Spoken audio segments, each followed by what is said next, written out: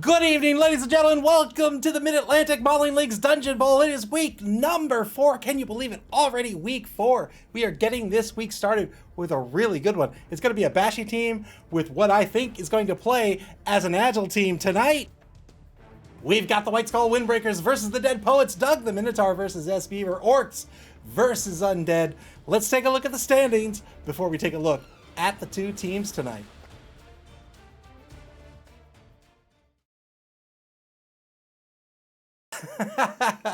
SP Beaver praying to Nuffle, and he's gonna need it, I think, tonight.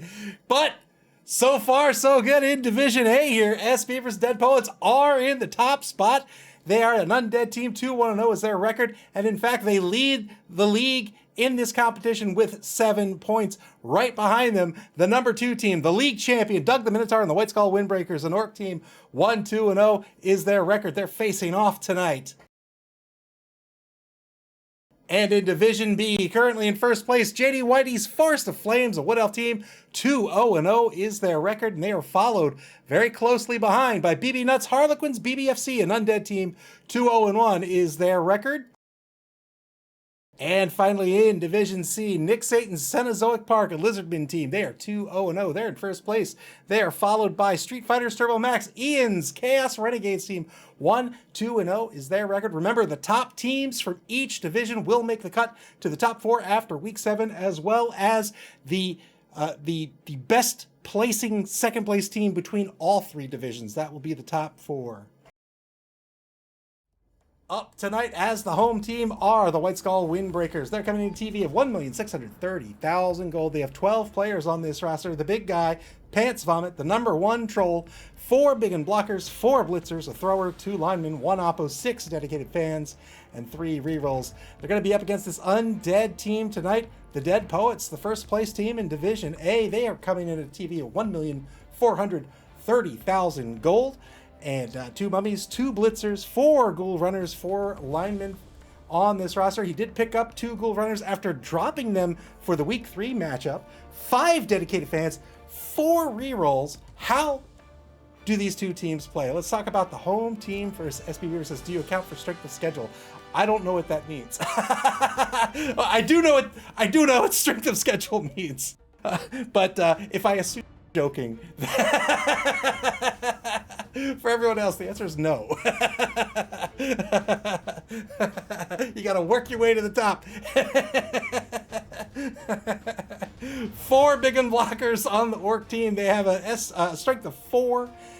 2 of them have the block skill. 1 has guard. The troll has mighty blow, has block. Those blitzers, look at these, the stars of the show, I think, tonight. They all have block, they all have guard, they all have mighty blow, they all have tackle. He has the thrower as well, who's picked up a point of MA. Doug the Minotaur, thank you so much. Doug the Minotaur, thank you so much for the sub. I very much appreciate it.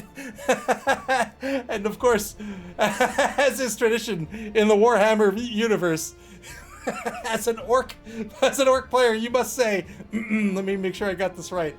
W-A-A-A-A-A-A-G-H. Thank you very much for the sub.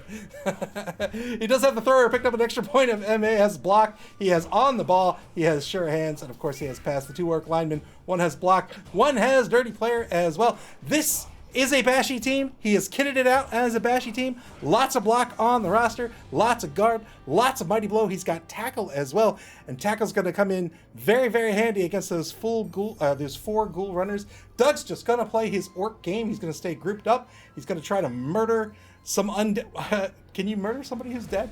He's going to try to re-murder some of these undead players. And it is as simple as that. He's going to stay grouped together. He's going to try to open up holes on offense, on defense. I think we're going to see those blitzers be in the middle linebacker position. We'll talk about that more in a little bit. Judge Dredd's demanding death, and I think we're going to get a little of it tonight. But we'll talk a little bit more of that roster once we get a greater picture here. The Dead Poets, they have the 2 mummies, right? The mummies have mighty blow, block, and guard. Very similar to those blitzers on the Orc team. He has the 2 blitzers who have block and tackle. Tackle not really going to be a big a big help for the Dead Poets here in this matchup. The 4 Ghoul Runners all have dodge. 2 of them are blodgers. 1 has sure hands. These are great players, right? Blodge means only the pound knocks them down. Sure hands means that Joplin's going to be the ball carrier for sure. 2 of the 4 zombies have block as well. That's really what he wants to do. He wants to be getting block on these zombie linemen. He's doing just that. He has 4 rerolls tonight. Normally, I scoff at that, but I think tonight he might need it, and here's why. We talked about how the Orc team is a bashy team. The Undead team, I think they're going to have to play more like an agility team tonight. They're going to have to realize that if they get into the bashy game, they're going to lose. They're up against a lot of block, a lot of mighty blow, and a lot of guard, which means these Ghoul Runners, if they are thrown out there to the wolves, they will get eaten up. Even if it's not the Ghoul Runners. Look, the 2 Blitzers have an AV of 9+. The Zombie Linemen have an AV of 9+. It's in Doug's favor to get into that bashy game, and that means S-Beaver's going to have to avoid that. That means when these 2 teams engage, S-Beaver's going to have to play a little more Elven-like. Instead of going toe-to-toe, instead of basing the opponent, he wants to get those 2-die blocks, push that opponent away, maybe even dodge away as a last resort if he can't get the 2-die block. He wants to make sure those 2-die blocks are with the guards, with the block skill, if at all possible. And he's going to have to leverage these Ghoul Runners. He has the speed advantage. He has a significant speed advantage with these Ghoul Runners. MA7 versus MA6. But the problem is, you might say, oh, that's only 1 point, and that is true. But the MA6, other than the thrower, the MA6 is on those blitzers. And so that means that if Doug the Minotaur pulls these blitzers back into the secondary in order to leverage that tackle skill, leverage that speed to go off those Ghoul Runners, that means they're probably not getting the blitzes that he wants to leverage with block and mighty blow. So I think Doug the Minotaur is going to want to leave some of the wants to leave the blitzers in the linebacker position on offense. He probably wants them as backs on the pitch, but it's up to S-Beaver to try to pull those out of positions. Maybe he tries to pull a blitzer back into the secondary. So Doug the Minotaur really has to watch out for those ghouls. But if he leaves the ghouls unattended, those ghouls are going to get smashed to bits, and that's his advantage tonight. Other than the 20,000 gold in petty cash, it's going to be a real chess match here, as I think S-Beaver controls the momentum, whether on offense or on defense. He's going to get the control of the momentum out of the gate, and it's going to be blitzers versus Ghoul Runners. Where do the Ghoul Runners go? Where can he force the blitzers to go? Can he get Doug the Minotaur off his back long enough where he can run away to safety on offense, get the score on defense, keep those Ghoul Runners safe in the secondary, just try to stop the running game from Doug the Minotaur? If he could do that, he wins. He gets 200K in petty cash as well. S-Beaver, that is. And I think with S-Beaver getting rid of their sneaky get last week, I don't think that's fouls. I think he's going to pick up Ivan the Animal as his star player tonight. Ivan's a really good star player. We've seen Ivan used to great effect all competition long. I think that's how he's going to go tonight. He'll pick up that extra player. If he does, he increases his bench by 1 more player. He gets a real good star player out of it. Maybe he can eke out a victory here tonight. He is on top of the division. So, the final component of any matchup, of course, is the coach skill. And we have 2 very skilled coaches up tonight. S-Beaver, the top of Division A. Doug the Minotaur in second place, current league champion, current Chaos Cup champion even. So it's bound to be a fun one. Upo says he'll control until the orcs get their wah going. Wait, sorry, it's not wah, it's WAAAAAGH going. Clear skies for this matchup this evening.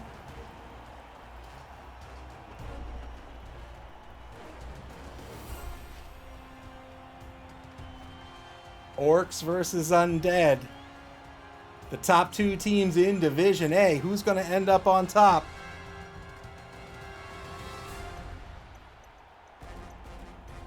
S-Beaver with the 4 rerolls. I think that's in his advantage in this matchup, especially seeing as he wants to get away from the Orc team.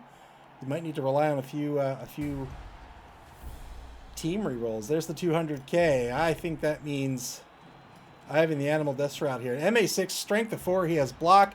He has Juggernaut. He has Disturbing. Yeah, that's the right call, I think. Ivan the Animal Death Shroud coming onto the pitch. Number 3 for the Dead Poets. Now here's the coin toss. Dead Poets probably want to be on defense if they win the coin toss. And they did indeed. We'll see what he decides to do. Could decide to go on offense. Yeah, he's going to go on offense. He wants to try to control the momentum all the way through the game. I think as the agile team, this is a little risky. It means that if he scores too early, which he is kind of want to do, he's going to give the ball back up to the Windbreakers for the rest of the game and allow them to try to win this game with a 2-1 grind. Otherwise, he's going to need to stall out this half and then have the defense in place to stop the score in the second half. We'll see if he can do it here. He will have a bench of 2 players, I believe. It's 4, 8, 9, 10, 11, 12, 13. Indeed, he will.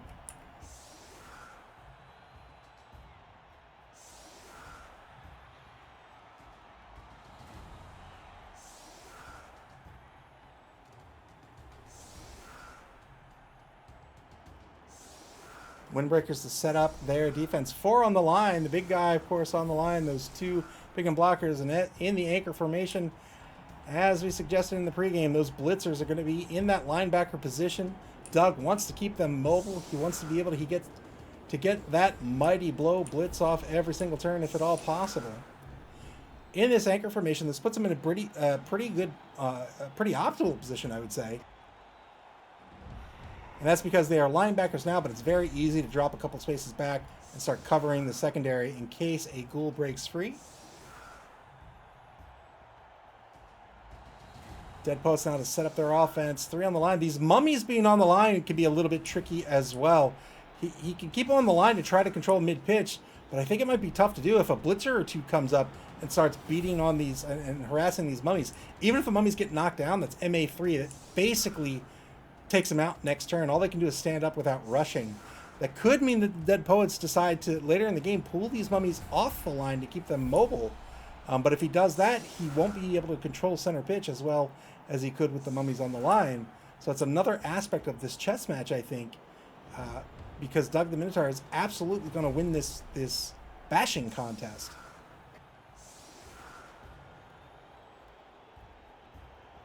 Joplin back to receive. Here's the kick.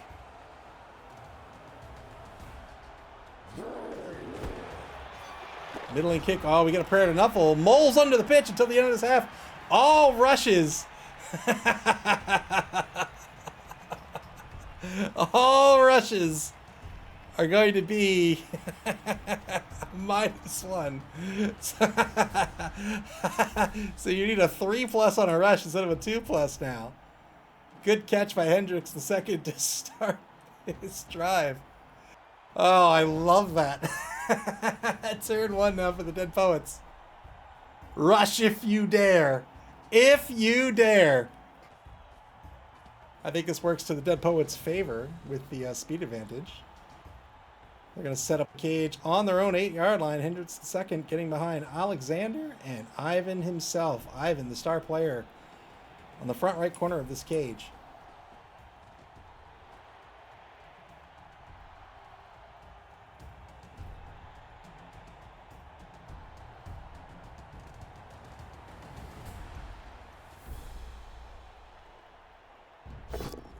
Two-die block to get things started on the left side of the line. This will work out. A block or a knockdown on Bull Snort, the number 6 pig and blocker.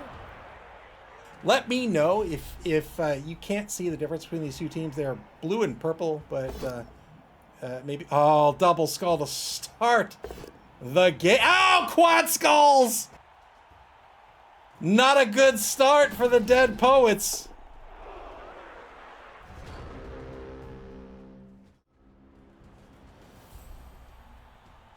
Double skulls by the right guard mummy. Re-rolls it with a team re-roll. Quad skulls. That is it. That will be a turnover. Big, big loss for the Dead Poets to start this game. We'll see if the Windbreakers can take advantage of this. Two-die block on the center. Gets a POW.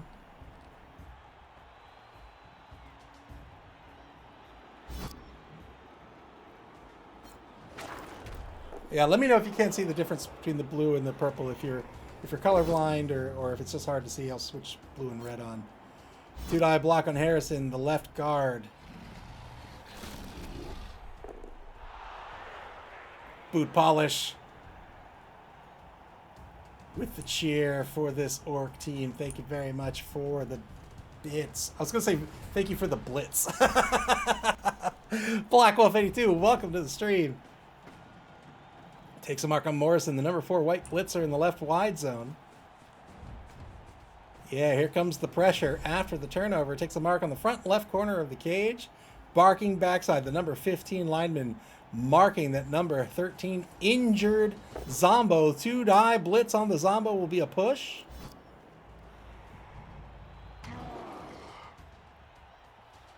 Keeps the line in check here rather than following up and giving a block back to the opponent.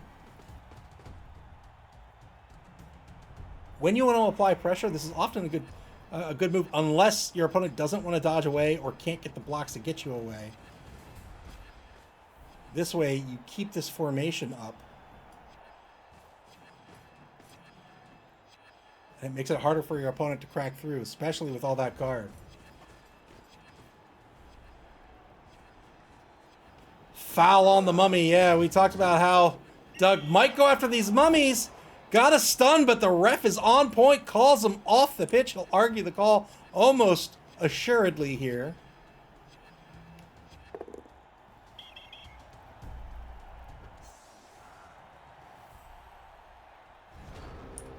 Fails to argue the call successfully with the ref. Man, this ref, he is taking none of it. Not only did the ref see that foul and call him off the pitch instantly, Doug tried to argue the call, and the ref said nope and ejected Doug the Minotaur from the Clypeus. Welcome to the stream. Yes, indeed.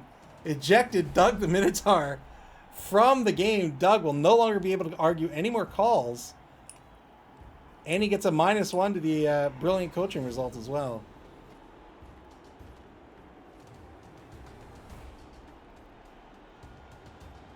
So an early turnover by the Dead Poets. Doug the Minotaur tried to take advantage by cheating, but the ref caught it. And we're going to have a nice clean game this evening. Turn it 2 for the Dead Poets.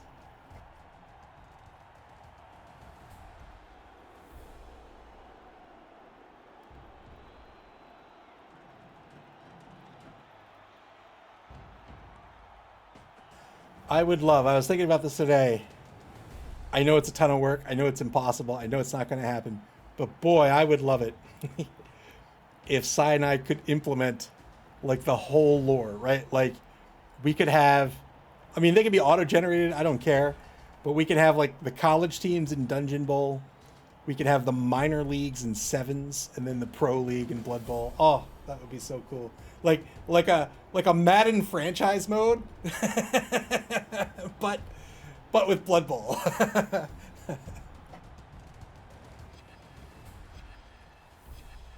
2-die blitz in the right wide zone on Air Biscuit. 10 plus is going to break armor here. Very tough armor to crack on these orcs.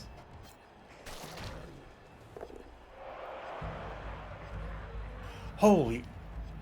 Yo! I'll give out this idea for free. This might be my new hobby project. What about, check it out, ready? What about Blood Bowl team manager, but like, or Blood Bowl franchise manager, right? Like, took the uphill block, got a both standing result out of it in the left wide zone. Like football manager or F1 manager, but for Blood Bowl. Oh man, I would love that. I'd be one of 4 people in the world that would love that. Turn 2 now for the Windbreakers.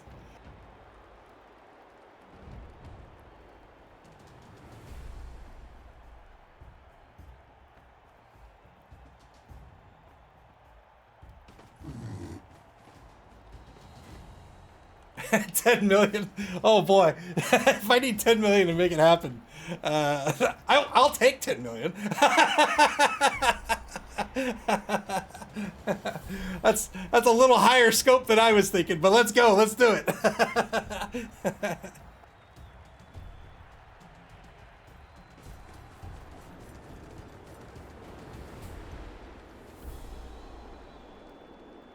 Yeah, so you can see, again, as we talked about in the pregame, the Windbreakers pulling back that blitzer to play secondary as these ghouls have advanced to the line of scrimmage on the right wide zone. That means that's a blitzer that is not going to be in position to take a blitz. He's going to have to reposition his other blitzers in order to get that that advantage with Mighty Blow, guard, and indeed tackle.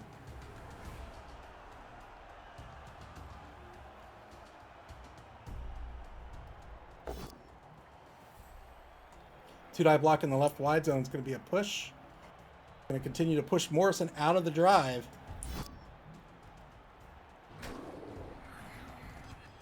Morrison one space off the left wide zone on the the left wide zone. One space off the left sideline on the 6-yard line. 10 seconds left on the clock for the Windbreakers. 3 re-rolls left for each team.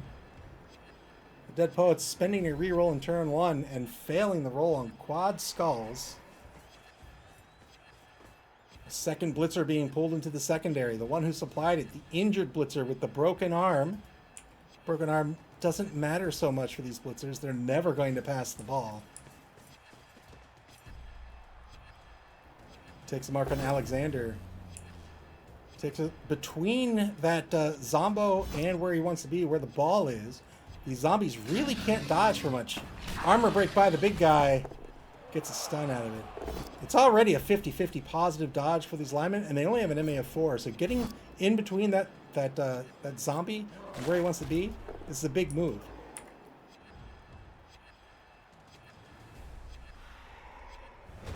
Turn 3 now for the Dead Poets.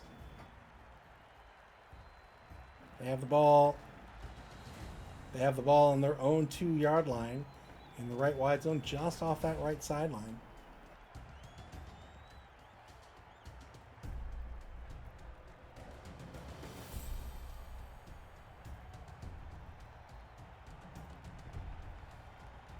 Eric Lionheart, welcome to the stream, demanding death.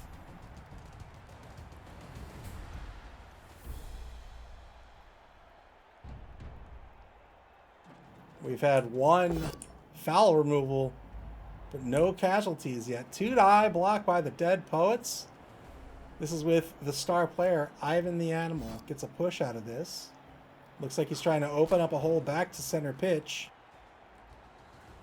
So now he can move the ball this way, but still a bit of a risky endeavor, especially considering how he might try to protect the ball. He could also just retreat and regroup.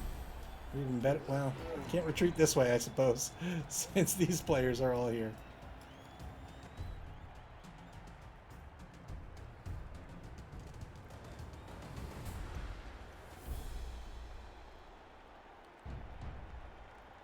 As a mummy to stand up, took the block first. Harrison prone on the pitch. Stands up, might even try to rush with him to get him back. Yeah, but remember, the rushes are a 3+ instead of a 2+. There are moles under this pitch. Doug the Minotaur does not keep up with the pitch upkeep. Spends the reroll. And that is the trouble with moles. Take care of your pitch. Get yourself a groundskeeper who is worth his salt. 2 rerolls spent, and neither of them he's been able to convert on here. Spent the reroll, failed.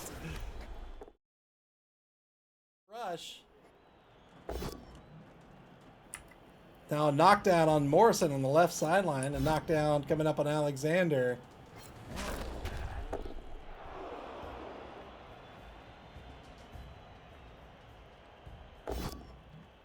Two-die block on Cobain, the number 5 blitzer. This will not work, and now the Windbreakers have to spend a reroll. They get a POW on the reroll. They get a knockdown, they break armor, and there's an injury. One of the 2 blitzers removed from the pitch for this drive, but did regenerate. Everybody on this roster can regenerate except for the ghouls. Two-die block on Winehouse. Gets a knockdown here. Still has a blitz to go after this ball carrier. But rolled double skulls on trying to take down Ivan.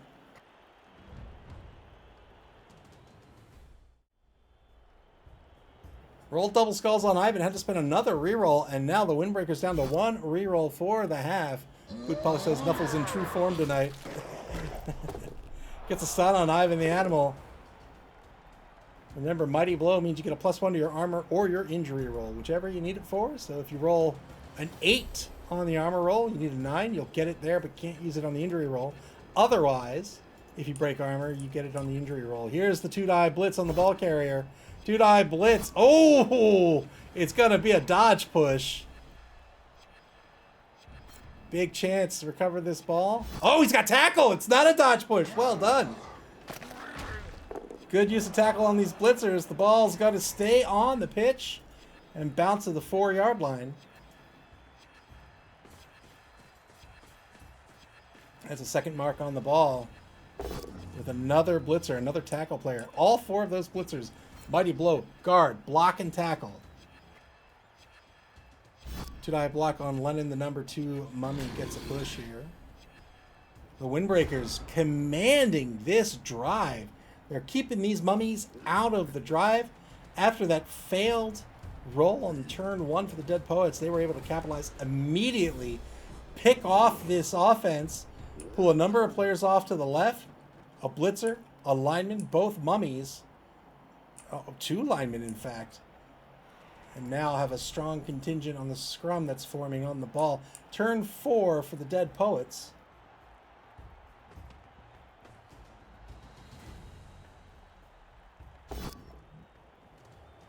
One die block. Another reroll here. The Dead Poets down to 1 reroll. They get a push out of this, trying to push a player off the ball.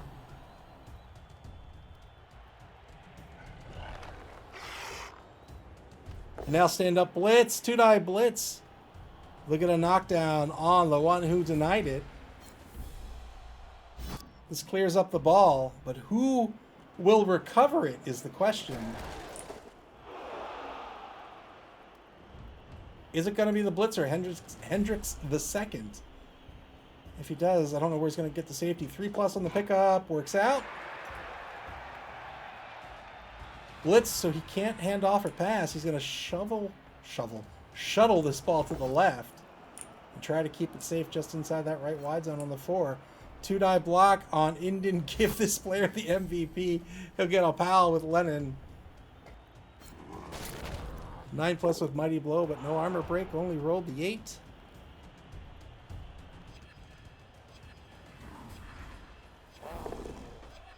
Good 50-50 dodge by Morrison. Had to do that if you wanted to keep Morrison in this drive. He either would stay prone and be out of this drive. He couldn't stand up and stay put, or else he would have been surfed. Final turn of the first quarter coming up. The Windbreakers with 1 reroll remaining. They still have their Apothecary. The Dead Poets, being a team with regeneration, they are not allowed to have an Apothecary. 2-die block on the number 14 lineman, gets a pal here.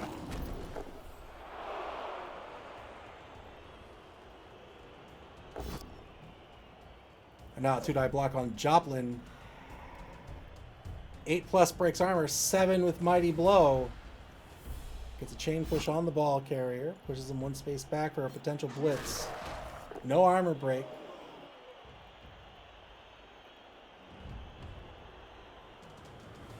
Potential blitz coming up with Stoker. Heber can come in on the assist.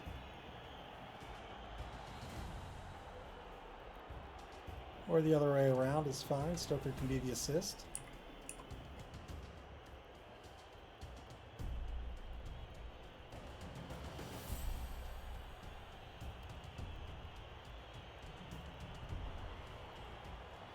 Hendricks is a rookie ghoul runner. All he has is the dodge skill. This tackle skill will negate that skill.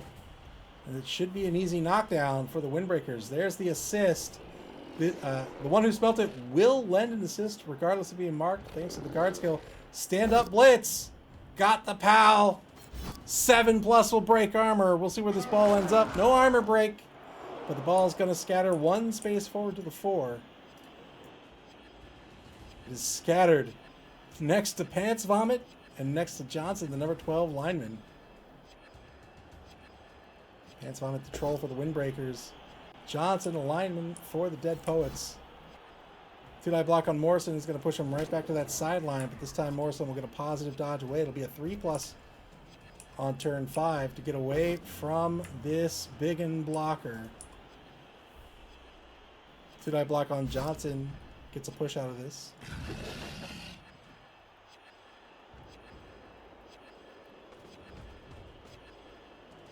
Takes a mark on that mummy. That mummy's going nowhere with an edge of 5+. That means a positive dodge away. He needs to roll a 5 or a 6 on a d6 in order for that dodge to succeed.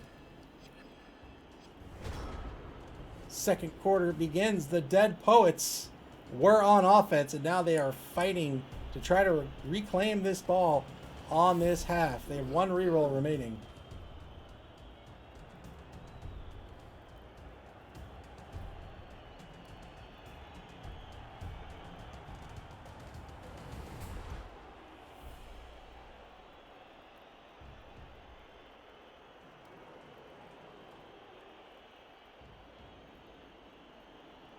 SB were really contemplating his turn here. Went on offense after winning the coin toss, wanted to control the momentum, but lost it almost instantly on that failed block on the quad skulls. 2-die block on Bull Snort will get a pal here. Mighty Blow in effect, 9+ breaks armor, 9+ considered average.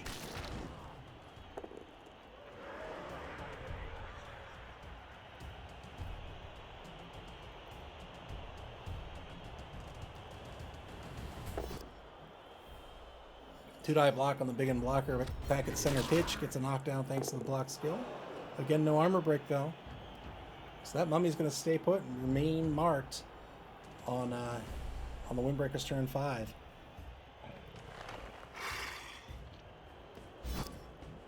Failed 3+ dodge by Joplin. Spends the final reroll to take a mark on the ball. The Ghoul Runner with the dodge skill, but remember, tackle negates dodge. Good positioning by Doug the Minotaur to make sure these Ghoul Runners are not being able to make use of that tackle skill. The Dead Poets with no rerolls remaining for the half.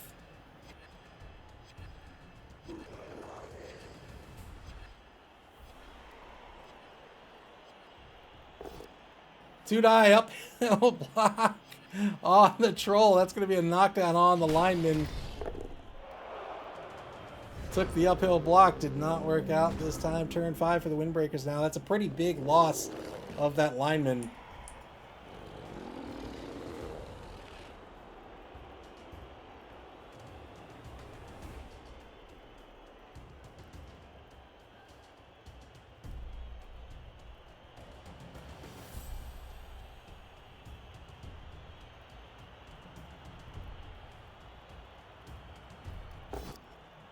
Two-die block in the right wide zone here. Gets a knockout on Thane. Can he get a removal with a 7+?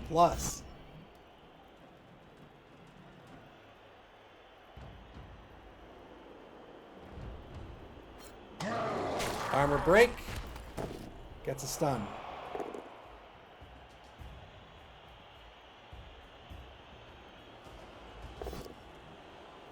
Two-die block on the star player, Ivan the Animal. Gets a knockdown here. Looking for a 9+.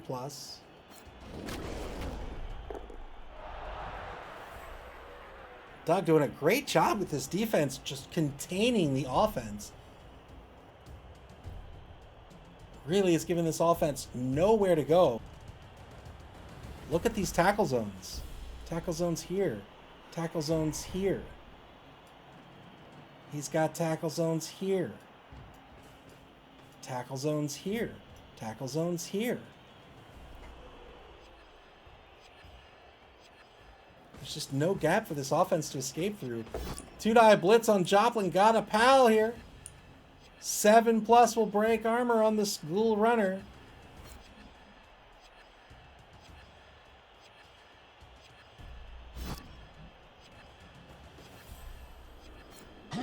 Got the armor break.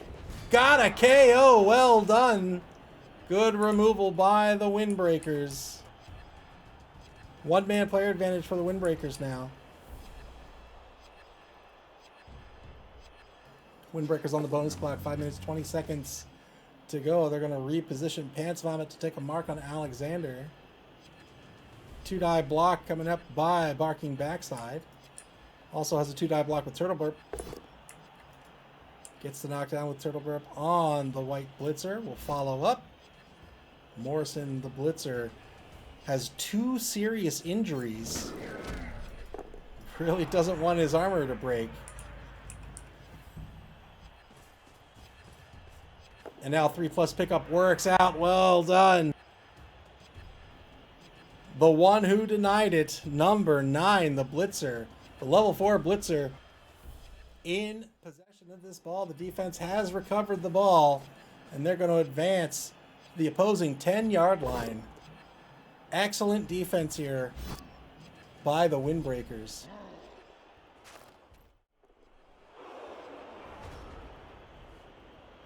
Turn 6 for the Dead Poets.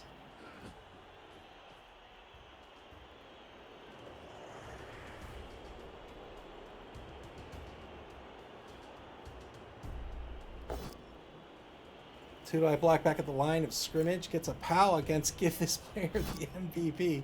He hasn't gotten it yet.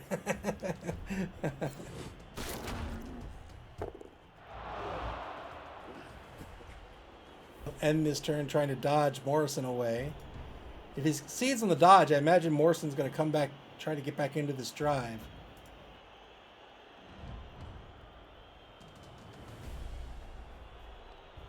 Offense is in shambles. No pun intended. The Dead Poets trying to find a way to keep this score from happening. They need to reposition their players. Hendricks II, if he wants to stop the score, that means he's going to have to put another ghoul in harm's way, and he's going to do just that. 1-die blitz. Got a push out of this. So he'll have to be pushed to the left here. He will not follow up. Yeah. But now he's in front of the ball carrier, so he's guaranteed to catch him with that speed advantage. Absolutely doesn't want to dodge this player. Not on a 3+ with no rerolls.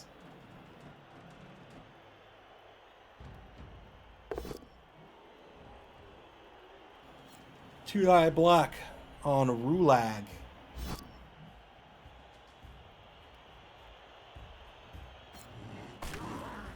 Gets a push out of it. These mummies are just not in the drive. That's a big problem you have to try to work around or coach around when you have really slow players like these mummies. Yeah. Wow! Morrison taking 2 rushes, failed the second rush.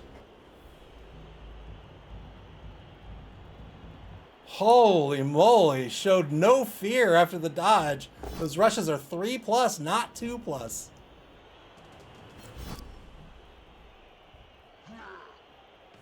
Two-die block gets a push on Alexander. Turn 6, the Windbreakers in possession of the ball. They are free and clear to move.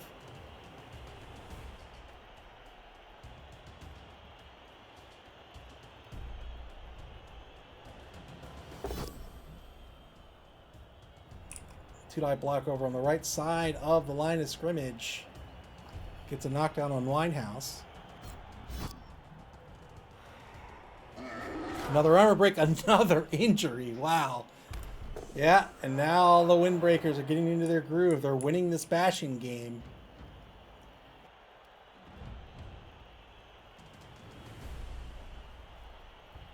Remember, these linemen have regen. It's a 50-50 to regen.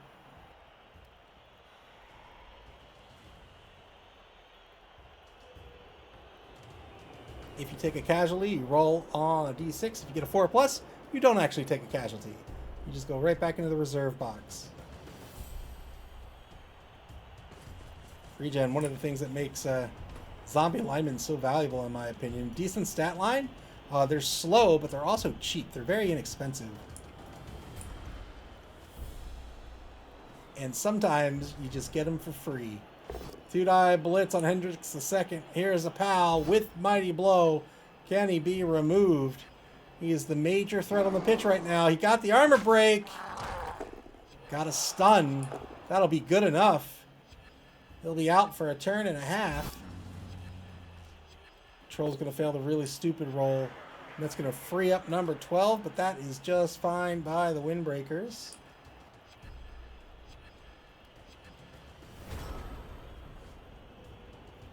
the troll, these big guys often have a negative trait associated with them. For the troll, the major trait is really stupid. Before they take their action, they have to roll a d6. If it's a 4+, they succeed. Otherwise, they fail. If they fail, not only do they lose their action, they lose their tackle zones until they succeed that roll on a future turn. They have to roll that. They have to make that roll the first thing whenever they're activated.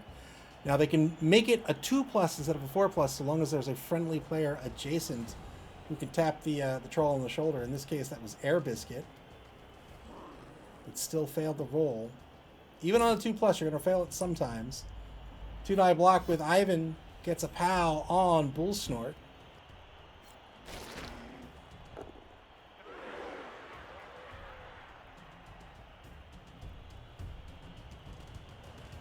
Ivan with Juggernaut. One of the things that Juggernaut lets you do is it lets you treat a both down result as a push result. Makes him a little safer. Safer. I guess I shouldn't say safer. Makes him a little more useful, I should say. If you get that both down result and you really wanted to push, you can get the push. You can open up the hole you wanted. Maybe you can get the surf you were looking for. But it also negates things like wrestle. So if you got the both down result and your opponent had wrestle, Juggernaut doesn't care. Juggernaut negates the wrestle skill.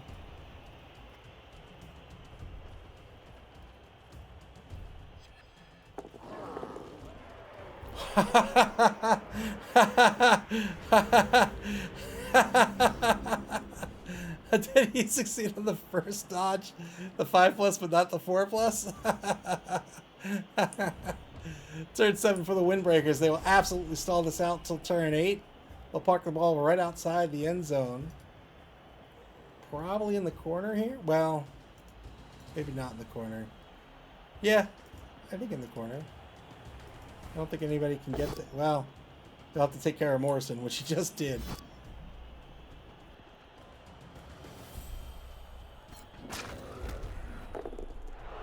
Now Morrison's not a problem. Thane won't be a problem. Alexander won't be a problem. Hendricks II won't be a problem either. The one who denied it will end up right here. And will be safe and sound until turn 8.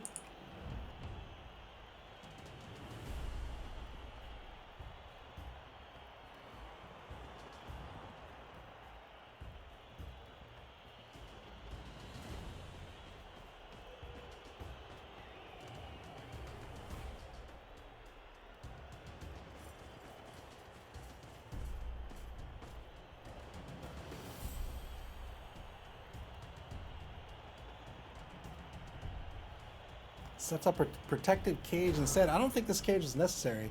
I think he could have gone in on a... Well, everybody's prone. But I think he could have murdered some players. Gone after Thane. Tried to get Thane off the pitch. Turn 8 for the Dead Poets. They're going to start with a blitz. A Lenin blitz. Let in the number 2 Mummy. Gets a push on Rulag, the one who dealt it.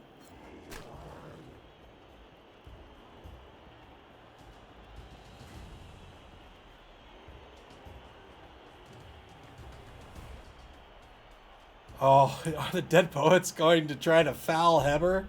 They've got 3 assists, 4 assists on a foul now. This is a 6+, now a 5+ on the foul. Foul with Hendricks II. Here it is, stand-up foul, 5+ breaks armor. Gets a stun out of it. The ref didn't see this one. Hard to see with these big zombies in the way, or these big mummies. Also, traditionally, the ref doesn't like... Yeah, you can see his back's turned here. Doesn't like to call a foul when a star player's in the game. Says, no, he's probably all right. Turn 8 for the Windbreakers with 1 re-roll left. They might try to take a block on someone. Otherwise, they'll walk the ball in and take the lead in this game 1-0.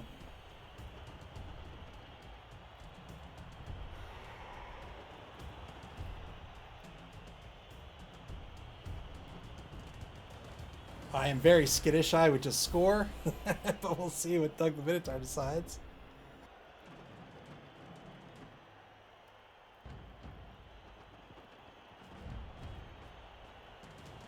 Trying to take a block.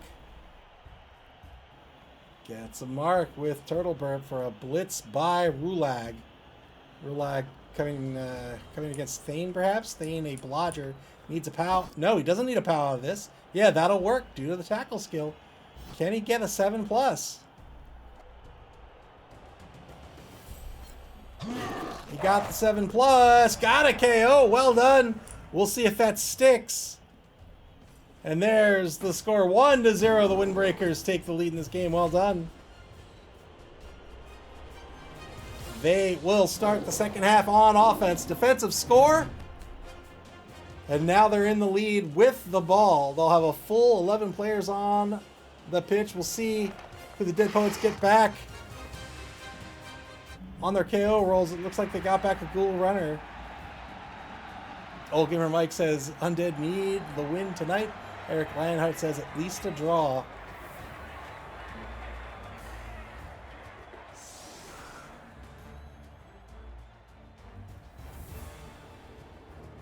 (11v11) on the pitch. The Dead Poets to set up their defense. They can't just play defense to stop the score. They have to play defense to try to recover this ball. Both teams undefeated. Neither looking for a loss here tonight. The Dead Poets currently in first place. If the Windbreakers win, they will advance into first place.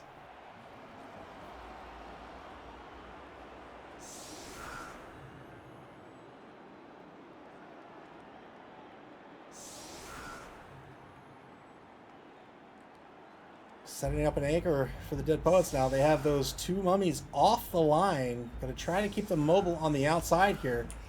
Problem with keeping on the outside is they might get tagged, but then again they might not. With a strength of 5, it's hard to get the block on them without dedicating a ton of players to these mummies. So he'll keep them on the outside. Has these ghouls, all of these ghouls in the back of the anchor here, and Ivan the animal as the middle linebacker. 3 zombos on the line. The two defensive ends have the block skill.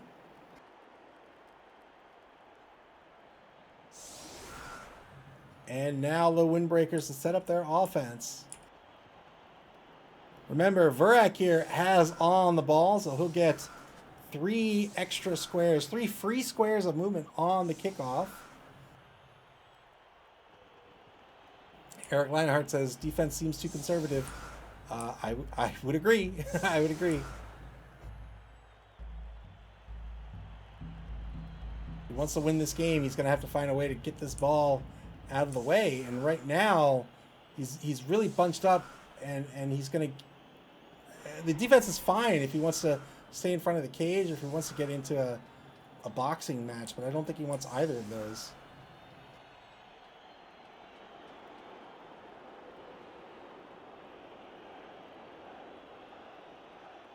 I thought for sure the Dead Poets had a kicker. Maybe they fired him.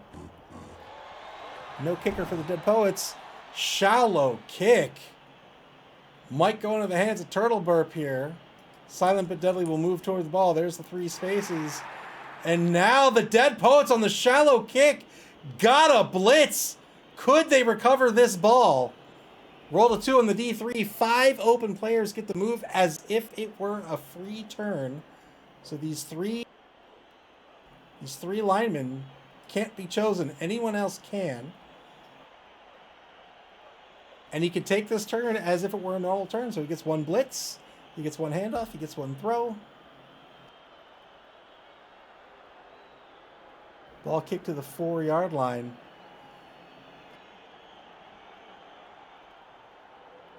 You can see that doesn't have to worry about the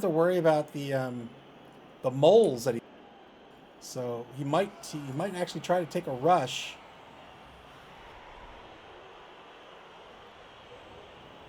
Could get a 2-die out of Ivan. A kind sir, welcome to the stream.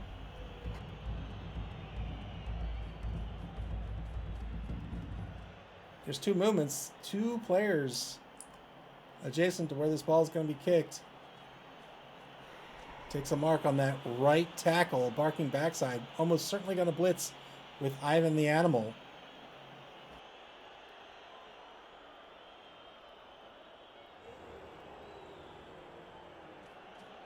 Here comes the blitz. 2-die blitz. Gotta push. Gotta push on this blitz.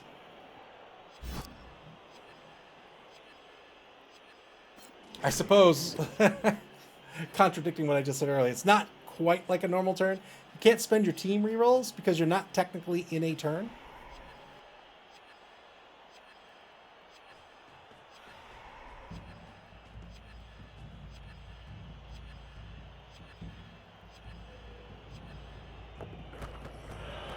Fails to catch. The ball's going to scatter out to the right side here on the 4-yard line. And now a fight will ensue. Tried to catch the ball with Ivan the Animal Death Shroud. Didn't work out. Ivan with an edge of 4. Tough catch being marked by 2 of these orcs. Tough catch regardless. Turn 9 for the Windbreakers. They have 4 minutes, 15 seconds left on the bonus clock for the rest of the game. Number 5, big and blocker, Inden, give this player an MVP. He's going to come in for the assist. 2-die block on Ivan the Animal. He's going to push onto the ball.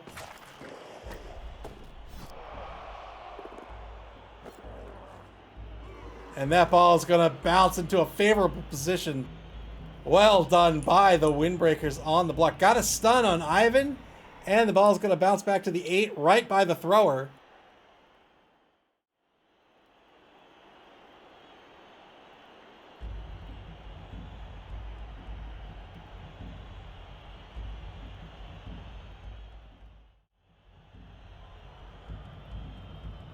Let's see what the Windbreakers try to do. They'll probably take some blocks on the line first before trying to grab this ball. They might just retreat with the thrower. Or they can pull in the players in the left wide zone.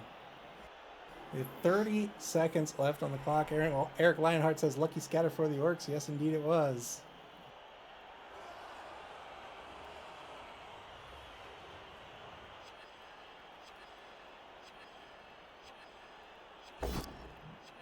Oh no, 2-die block on the line. Gets double skulls against Lara Dern II. Will spend one of the 3 remaining rerolls in this game to get a push. In the old version of the rules, you could only spend 1 team reroll per turn. In this version of the rules, you can spend as many as you like per turn, but can still only spend 1 per die pool. Gets a removal here. 1-man player advantage for the Windbreakers now.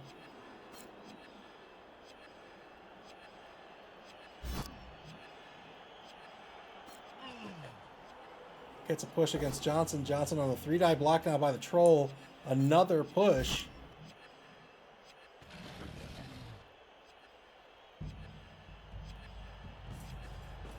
And now the blitz. 2-die blitz on Joplin. Gets a pal. 7+ will break armor on this Ghoul Runner.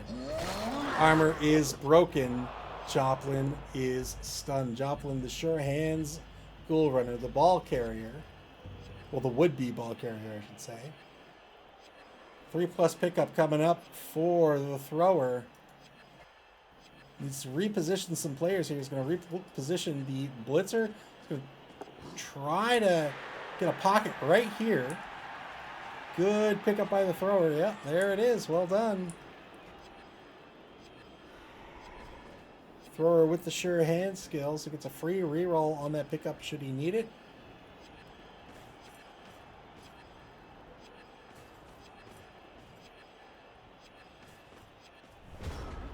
Turn 9 for the Dead Poets. The Windbreakers under 3 minutes on the bonus clock.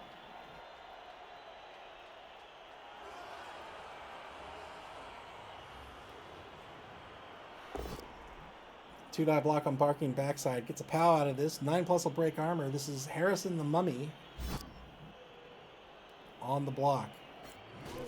No armor break. Orcs are a tough team to get removals on. They have high armor, very similar to dwarves. Dwarves are even more resilient with thick skull.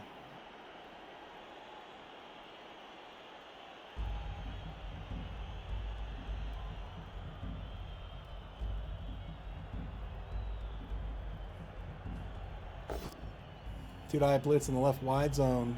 Gets a knockdown on the one who supplied it.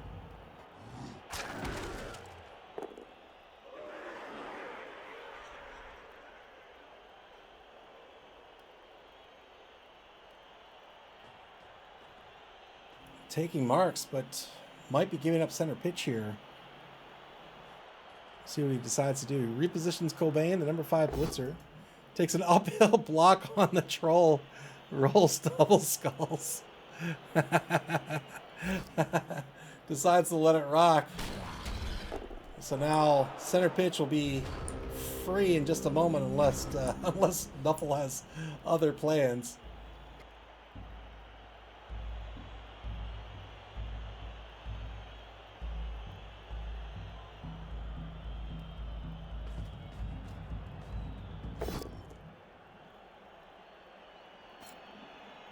Air Biscuit on the 2-die blitz gets a push against Cobain, the blitzer.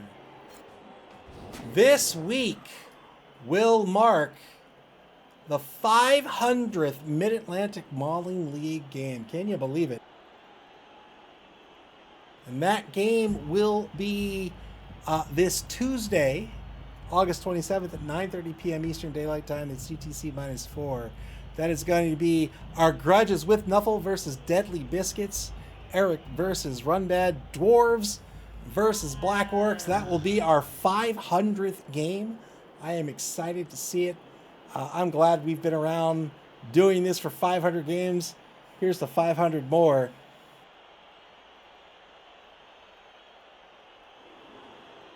We love Blood Bowl. One of my favorite games ever.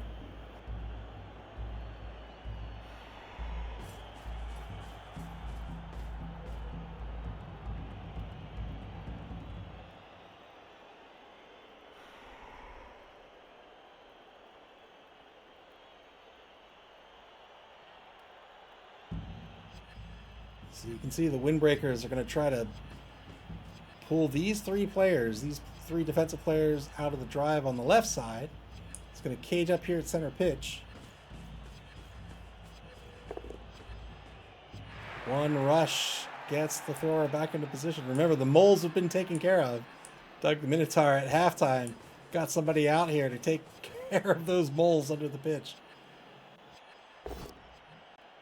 2-die blocker over in the right wide zone gets a push.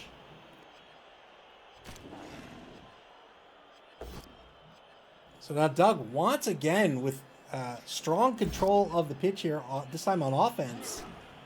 And the Dead Poets finding themselves being pushed and pulled out of position.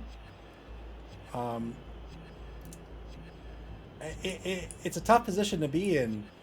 Got really aggressive on the attempt to pick up the ball and then pulled some players over to the left. Spread themselves thin at center pitch after the double skull result, allowed the Windbreakers to break through to center pitch and now pick off the defense in these 2 halves.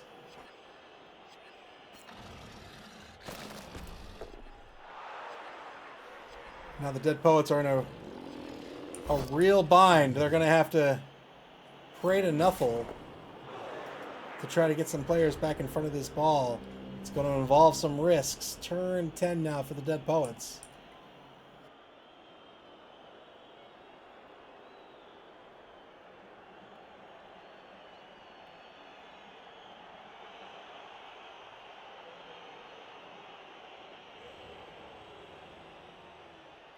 Who's that troll pointing at? He's pointing at nobody. Rush blitz by Lennon the Mummy. Gets a push out of this. Pushes him behind the ball carrier and follows up. Now marking the ball carrier with the strength 5 piece. Blitz has been spent, so the ball carrier remains standing.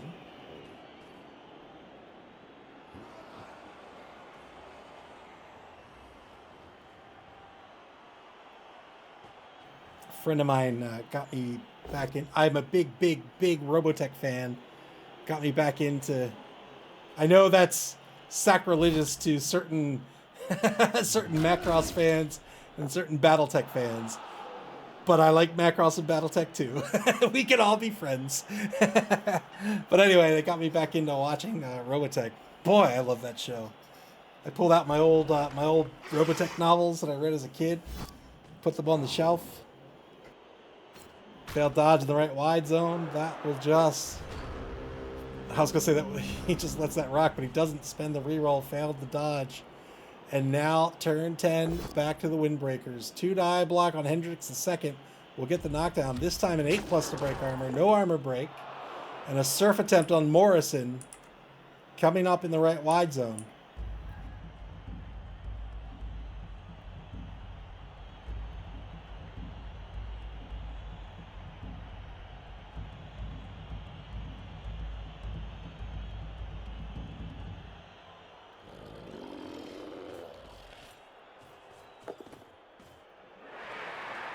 Takes a rush with the car. Kroll, Air Biscuit on the 2-die block, gets a push to free up the ball carrier. Well, to get the ball carrier away from Lennon anyway. Now with the blitz on the table, can take care of Jones. 2-die block only gets a push out of this, but that'll be enough.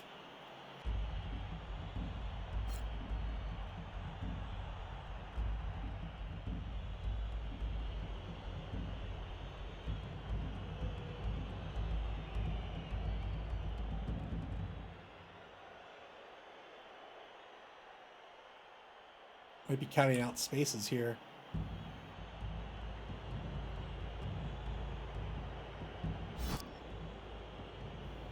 He pushes him in the back left corner. That'll push out to Carr. The number 10 blitzer. Blitz is going to move forward, and the ball carrier is going to follow up. There he goes. There he goes.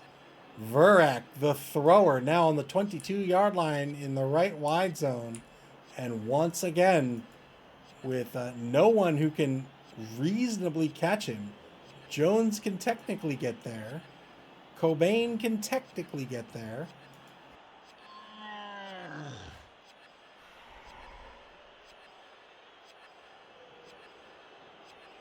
Windbreakers down to 1 minute 35 seconds on the bonus clock for the game. We get a both standing result on the troll block. And now 2-die block is going to be double skulls against Johnson. They spend a reroll here. They get a push. The Windbreakers down to 1 reroll. They were trying to free up the one who smelt it. He'll take a block instead. He'll push and not follow up. Yep, there it is. And now the surf. Well done on Morrison. Rulag on the surf. Well done by the Windbreakers. Wait, we don't care about Morrison. Get off the screen, Morrison. You're the wrong guy.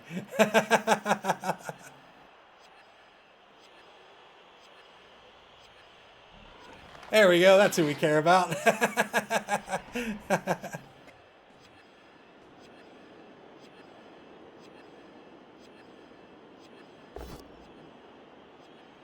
2-die block in the left wide zone against Takar, the one who supplied it. He'll get a pow out of this. Cobain looking for some SPP. If he's going to stop this score, he's got to pray.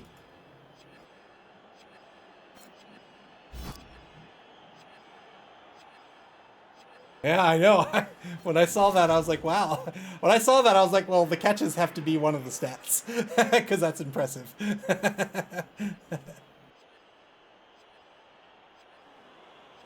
I think it's Jones. I think Jones is the only player that can get to that ball carrier. And he's going to try it. So blitz declared by Jones. Boy, that is a long journey. Can he get through all those die rolls to try to stop this score? Von Rue, thank you so much for the sub. I appreciate it. 7 months. There's the dodges. Rush on the 1-die blitz. Gets a push out of this. Does he tempt fate and re-roll it? He does. And it's going to be a push. Got through the dodges. He'll mark the ball carrier. It's going to come down to this rookie ghoul runner to stop the score. Von Rue, once again, thank you very much for the sub. 7 months is very generous. I appreciate you hanging out and playing with us and watching and cheering on these teams and just loving Blood Bowl. 2-die block back at the line. The scrimmage is going to be a push. The Dead Poets with plenty of time on the bonus clock. They're 7 minutes 5 seconds is where they are right now. You get 7 minutes 30 seconds for the game. 3+ reroll, or 3+ dodge fails, and Hendricks second will be stunned. It's a pretty significant stun. The Dead Poets really want to get their needed skulls. S. Beaver needed skulls here. Jones on the knockdown, or Stoker on the knockdown. The Windbreakers, if they score now, they'd be in good shape. We'll see if he thinks he can stall this out a little bit. Might be counting out spaces. I don't know how he gets away from Joplin. T-Dye block back at the line of scrimmage on the right sideline against the star player. Ivan not doing a lot of work in this game. He's been successfully picked off. There's the score, 2-0. The Windbreakers increase their lead.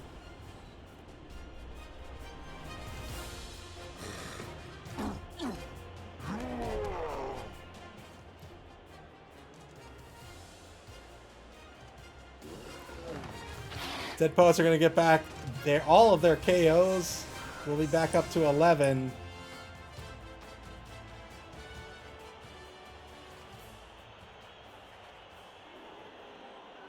That was so fast. The Windbreakers with the formation, the anchor formation in their playbook. They're ready to go instantly. The Dead Poets to set up their offense once more. They run offense in the first half. They're going to give it a try again here in the second half. They have 5 turns to get on the board.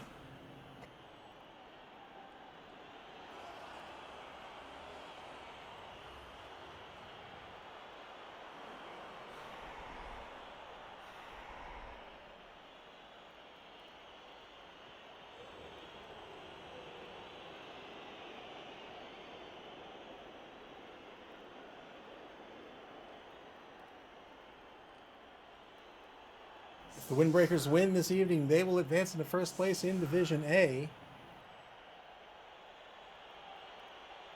The Dead Poets draw or win, they will remain in first place. Here's a quick snap. And now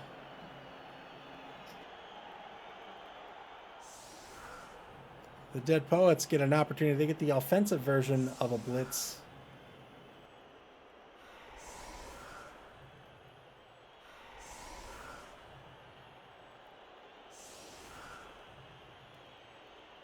Five players moving through the ball. Shallow kick by the Windbreakers. We'll see if it's a touchback or if it goes in the hands of Morrison. Or even stays on the pitch. I don't think the Dead Poets want the ball there. It's going to stay on the pitch. It bounces to the 4-yard line. Turn 12 for the Dead Poets. Final turn of this third quarter. They have 1 reroll for the game.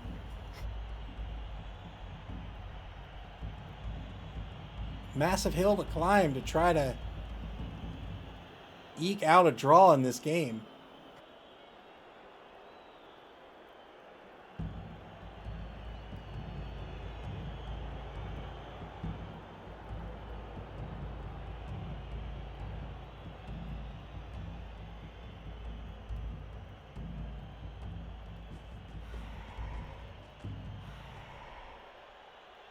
Dead Poets get a second mark on this ball. If they want to score, if they want to draw this game, instead of protecting the ball with all these players, they really got to start moving players up this way. And, you know, keeping players at bay while the ball moves. Really got to move the ball. But a tough position to be in because, you know, 2 minutes on the clock, you get scared. Your ghoul runners don't have regen. They only have an AV of 8+. If you throw them out there and you're not absolutely sure they're safe, they're going to be a target. They're going to get removed. And just like that, you could give up another touchdown. Really need to stop leaning away from the mic.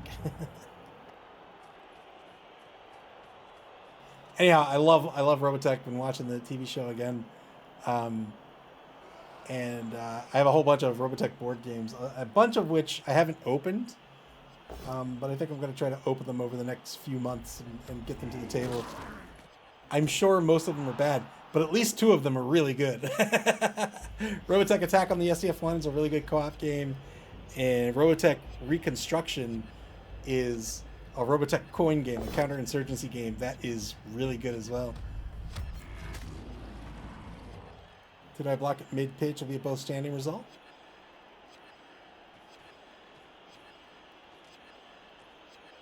Takes a mark on Turtle Burp on the bonus clock here. Now the blitz, the 1-die blitz, 2-die blitz. Oh, that's Ivan. That's Ivan, that's why. Oh, big armor break. Got a KO. Well done by the Dead Poets. That's a one-man player advantage for the Dead Poets. They've got a stun on that left defensive end and a KO on the left side of the pitch. We'll see if they can convert on this. Any little bit helps.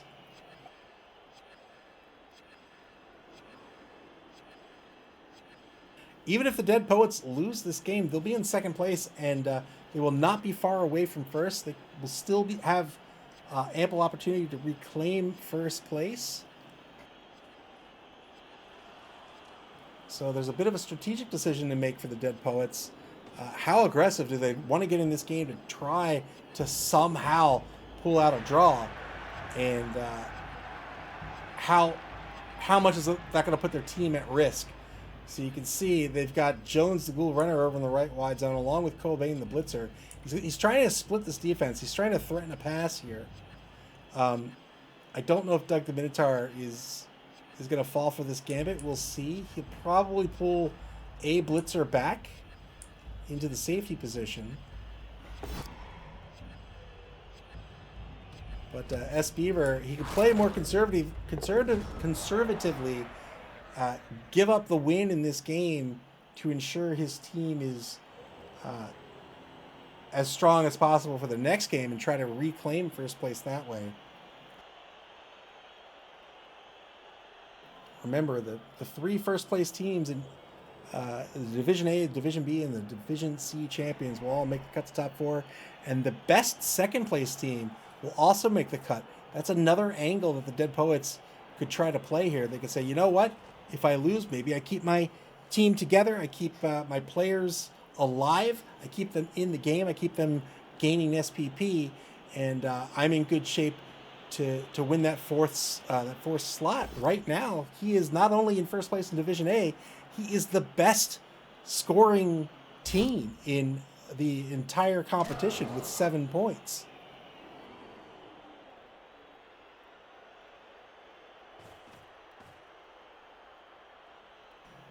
Turn 13 for the Windbreakers after the blitz. They're going to reposition, get in front of this cage. This is the fourth and final quarter of this game. The Windbreakers with one reroll remaining and 1 minute, 3 seconds left on the bonus clock. They're in the lead 2-0. They're in real good shape to take first place here tonight.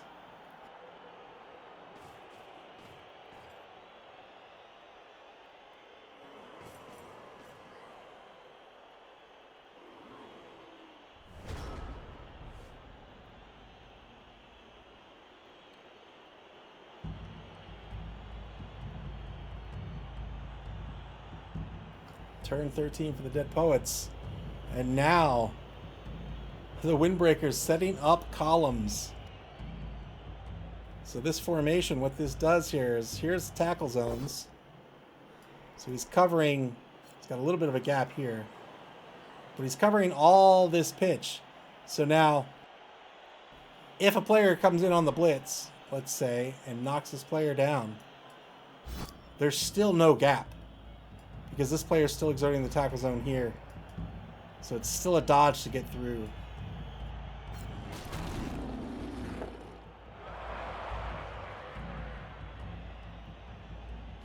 And indeed, the Windbreakers did not fall for this gambit in the right wide zone. Left these two players alone.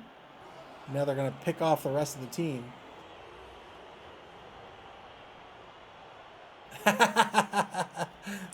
Boot Posh says, for those new to the stream, when Ava draws, crazy things happen.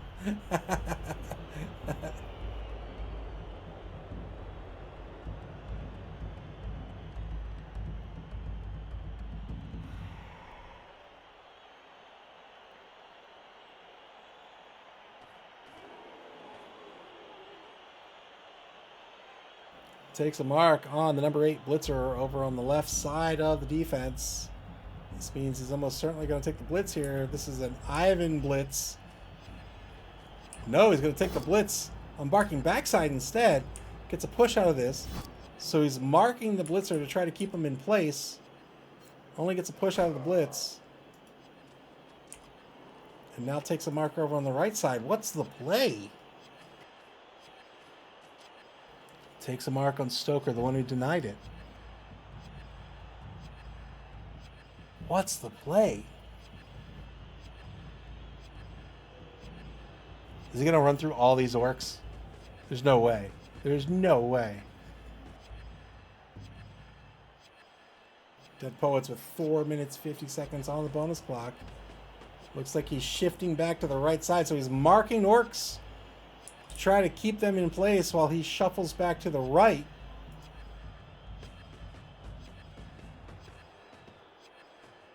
Going for a pass. Going for a pass. It's a quick pass to Jones or Cobain. It's got a quick pass to Jones. Will this work out? He has one reroll.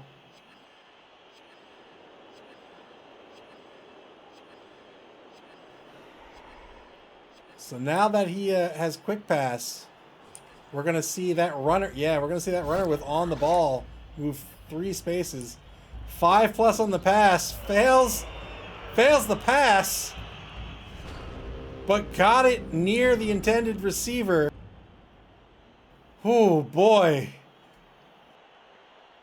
Made a big play trying to get on the board here. Fails this 5+ pass, but still gets that ball down pitch. And it bounces into somewhat favorable position. We'll see if Jones can stay on their feet. Coming up here on turn 14.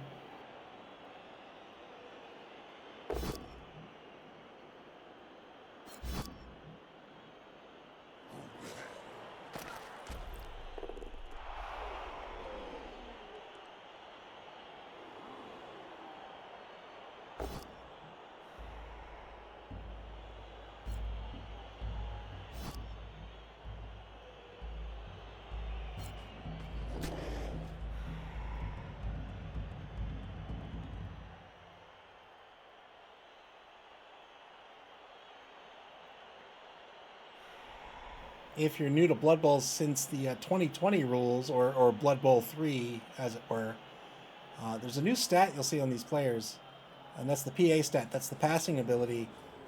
Failed the rush, spent the final reroll here. We'll see if the Dead Poets can capitalize now.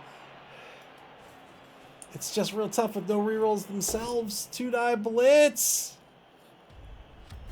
Jones, oh, he can't stay on the pitch. Good blitz by the Windbreakers.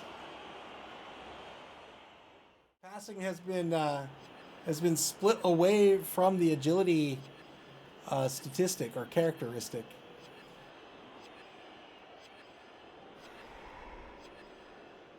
Oh boy, right in his head, yeah, concussed.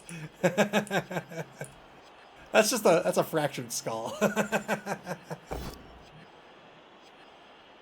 So the Dead Poets went for the big play, didn't work out. Yeah, no regen on the ghouls.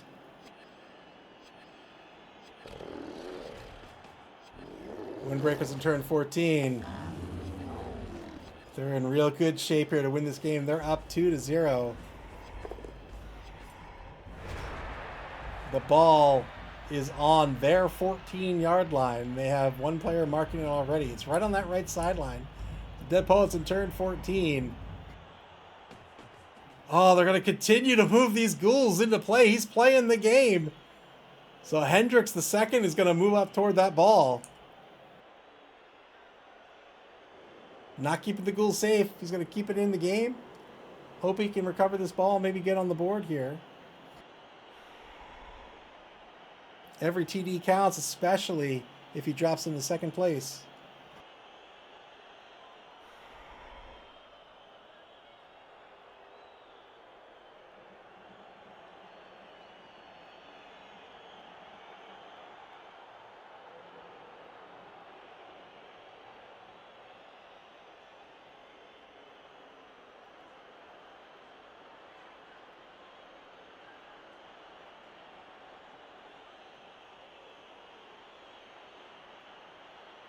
Under a minute to go for the Dead Poets.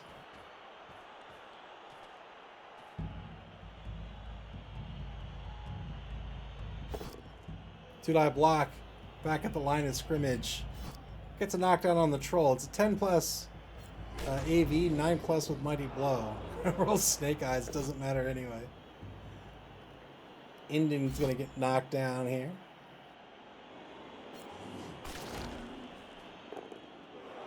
Two more ghouls left to position. Still has a blitz as well. Nobody with guard on the team other than the mummies. Takes a two-die block on the one who denied it. Gets a push out of this.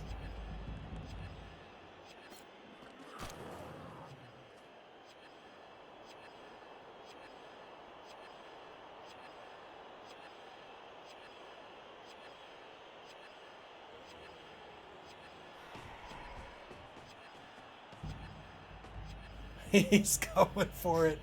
Oh. Nuffle may not approve, but Korn certainly does. Here's the blitz. One die blitz. No, it's... Yeah, it's going to be a one die blitz. He's going to come in from the sideline. One die blitz. Gets a push out of this. Has no rerolls. He won't follow up.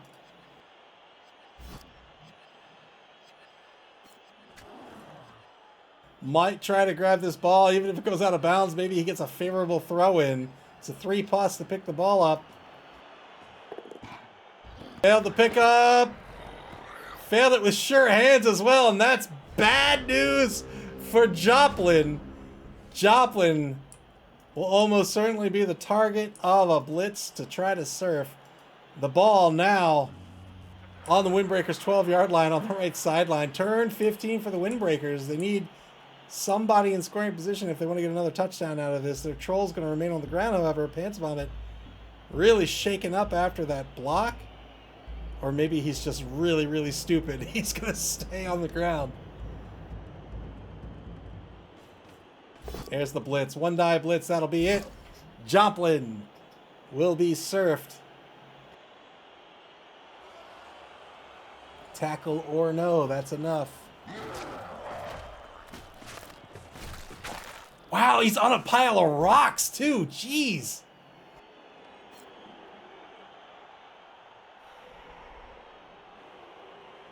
Did I block on Thane? He will certainly not push him onto the ball.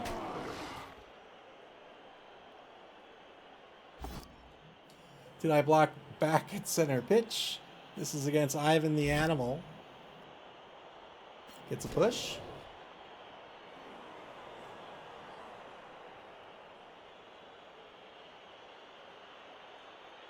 Well, if there's any good news, it's that Joplin lives to fight another day.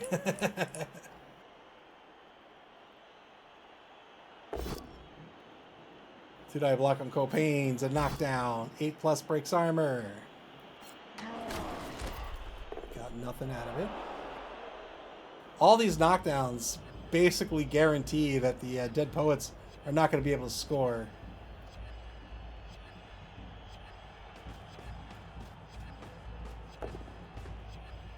There's the scoring threat. Bull Snort rushes into position. 3, 4, 5. 2 rushes. Bull Snort is going to be the big and blocker who tries to score a TD on turn 16. We'll see if the Dead Poets are going to let that happen.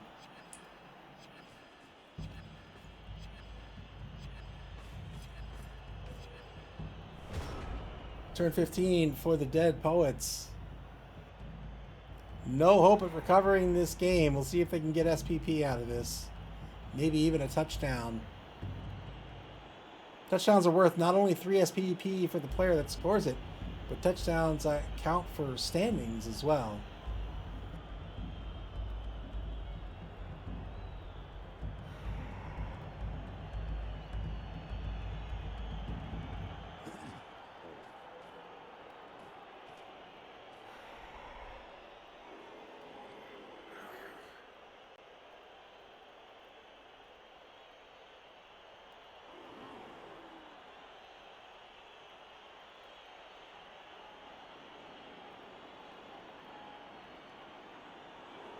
Minute 10 left in turn 15.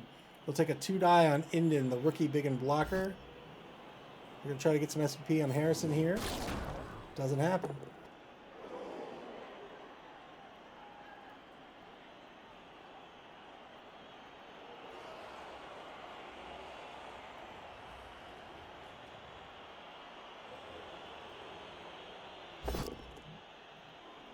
Two-die block on the number 9 Blitzer is a push. Really dominant game by the Windbreakers here. You can see why Doug the Minotaur is the league champion.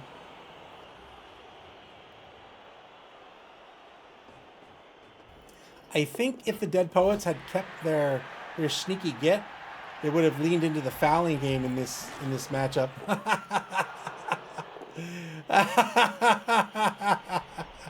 Oh no!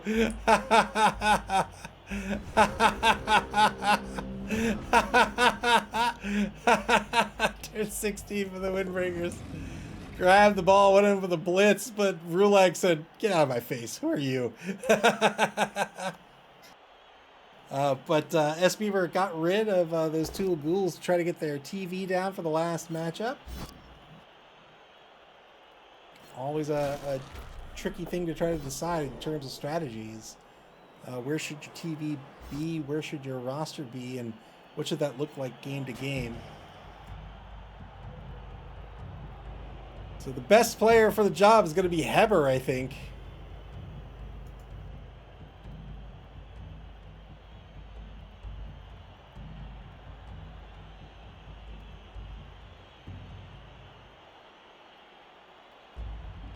I think it's going to be a 3+ pickup, rush, 2+ on the rush, 3+ on the handoff, and then 2 rushes to score. No rerolls left.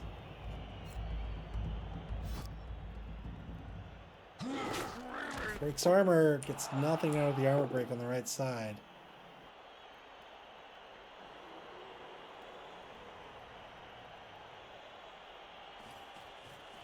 Here it is, 3+ pickup, works out. Oh, he's got a pass.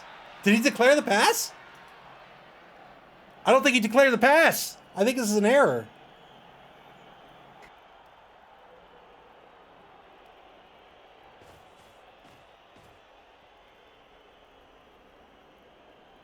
Oh, I think this is an error. You have to declare the pass before you take your action. I thought he could have got there. Did I discount that? He was here? Oh, yeah. Oh, because he had to step out this way to get the ball. That's why.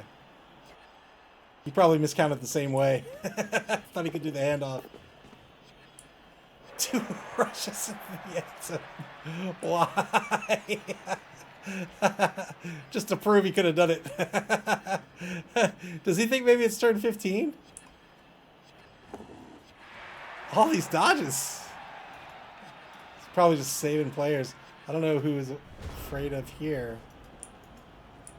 Turn 16, final turn of this game. To show he can. To assert dominance.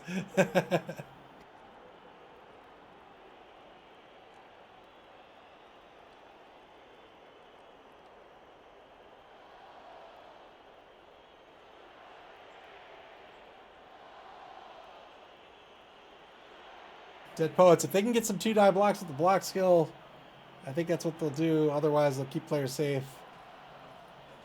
No reason to risk any more of the team. All Gamer Mike, thank you for the bits. I appreciate it. Yeah. Here's a 2-die here. But doesn't get anything out of this. Well, this 2-die didn't even matter because it's with Ivan. I guess it matters if maybe he can get a removal on Doug, and then if he sees Doug again in the season, you know, maybe he's taking out this Orc lineman.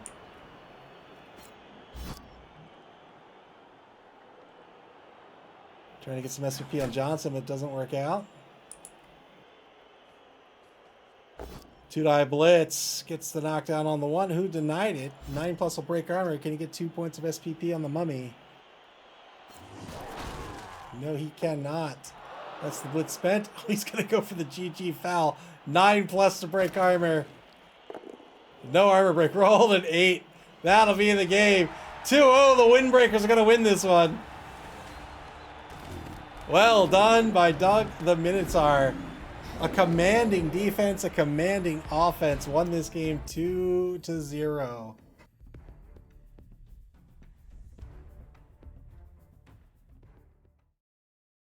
And with that victory, the White Skull Windbreakers advance into first place. They are 2-0 with 8 points. The Dead Poets still very much in this competition. With the loss, they still have 7 points here in week 4. Both coaches have 2 more games to play. There are 3 more weeks to play. Each coach gets a bye. And lots more games this week. Let's take a look at the schedule before we leave.